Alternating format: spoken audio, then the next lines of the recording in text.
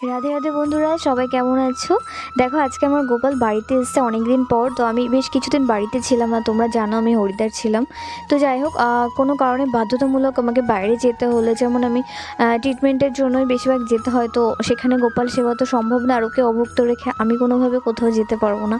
তার জন্য মায়ের কাছে থাকে, আর মায়ের কাছে ওর সেবার সব কিছু আলাদাভাবে ব্যবস্থা করা। তো মা ওকে খুব সুন্দরভাবে সেবা করে। আজকে ও বাড়িতে এসেছে প্রায় 1 মাস পরে। কারণ দিদির কাছেও ছিল কিছুদিন, মায়ের কাছ থেকে নিয়ে দিদি রেখে দিয়েছিল, কারণ দিদি পিঠে করেছিল আর গোপালকে পিঠে না খাইয়ে ছাড়ছিল না। তাই জন্য আমার মহারাজ এখন বাড়িতে এলেন মায়ের সাথে। গোপাল, তুমি 1 মাসের ছুটি কাটিয়ে এসছো বাবা?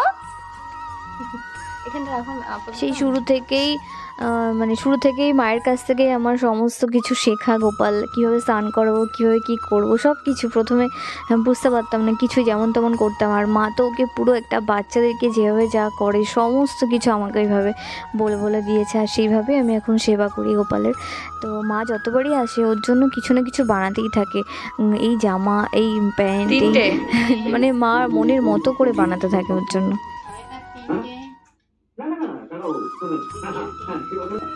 এইবারও মা এসে অনেকগুলো সোয়েটার বানিয়ে দিয়েছে, আমি তোমাদের সাথে সেগুলো শেয়ার করব। দেখো, মানে এত ভালো লাগে হাতে বানানো, মানে ওই বানানোর মধ্যে যেন কত ভালোবাসা থাকে।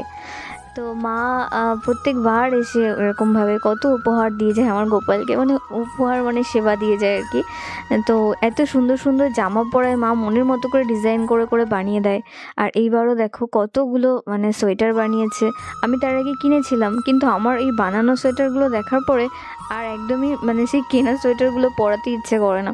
তোমাদের সাথে আমি শেয়ার করব। দেখো মা যে সোয়েটারগুলো বানিয়েছে পরিয়ে পরিয়ে দেখাবো, আর এমনিও দেখাবো। দেখো,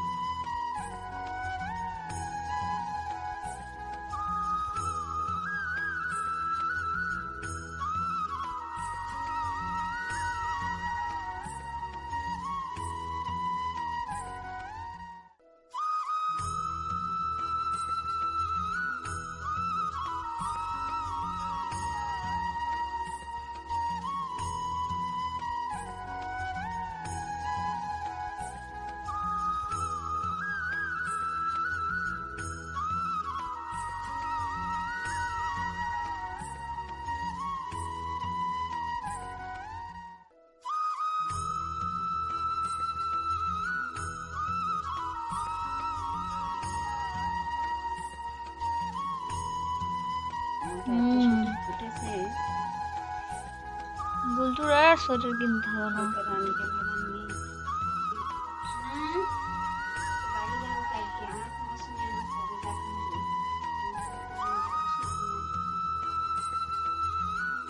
তোমরাই তাহলে দেখে বলো আমার গোপালকে সোয়েটারগুলো পরে কেমন লাগছে। ঠিক সোয়েটারগুলোর মধ্যে কতখানি যেন ভালোবাসা মিশে আছে, তাই না? এত সুন্দর লাগছে। আর এই যে সোয়েটারটা, এটা লাস্ট টাইম আমি মাকে বলেছিলাম একটা ফ্রকের মতো, বেশ কুচি কুচি কুচি কুচি হবে, খুব ভালো লাগবে দেখতে। তো মাও সেই রকম, জানো তো, মানে সব কাজ বাজ বাদ দিয়ে মা বাড়ি চলে যাবে কালকে। তো মা তারপরেও বসে বসে পুরো সোয়েটারটা বানিয়ে দিয়েছে। আর এটার টুপিটা আমি ধুয়ে দিয়েছি, মানে পরানোর আগে কেচে দিয়েছি, তার জন্য দেখাতে পারছি না। এইরকম এই টুপিটা।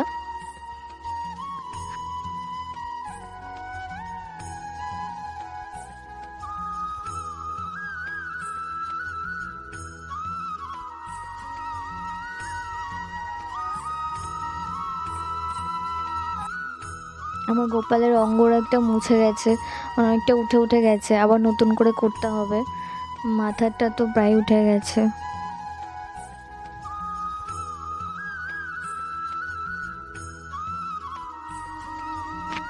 মা কালকে বাড়ি চলে যাচ্ছে। তো মা যতবারই মানে প্রত্যেকবার যায়, মা সেই মানে কেঁদে ফেলে, এখনও আমি কেঁদে ফেলি। এটা তো আলাদা ব্যাপার আছেই, মায়ের সাথে মেয়ের একটা সম্পর্কের বিয়ের পর। কিন্তু মা গোপালের জন্য প্রত্যেকবার কাঁদে। আর মানে ঠিক একটা ছোট বাচ্চা নাতির সাথে দিদার যেমন সম্পর্ক থাকে সেরকমই। আর আমার গোপালের দিকে তাকালে মনে হয় যেন ও কষ্ট পাচ্ছে। আর মা অপেক্ষা করে থাকে কবে আমি গিয়ে মার কাছে একটু দিয়ে আসবো, মা ওকে একটু যত্ন করবে, একটু ভালোবাসবে, ওকে মানে আদর যত্ন করবে। মা কোলের মধ্যে নিয়ে ছোট্ট বাচ্চার মতো ওকে নিয়ে করতে থাকে মা। আর আমার এত ভাল লাগে দেখে, মানে সন্তান স্নেহে গোপাল আমার কাছে এরকমভাবেই সবসময় থাকুক। আমি সবসময় যেন ওকে এইভাবে সেবা করে যেতে পারি। আজকের তোমরা ভিডিওটা সবাই আমার এখানেই উপর শেষ কৃপা করছি। করো। তোমাদের ভালো লাগলে চ্যানেলটা সাবস্ক্রাইব করে দিও আর কমেন্ট করে জানিও।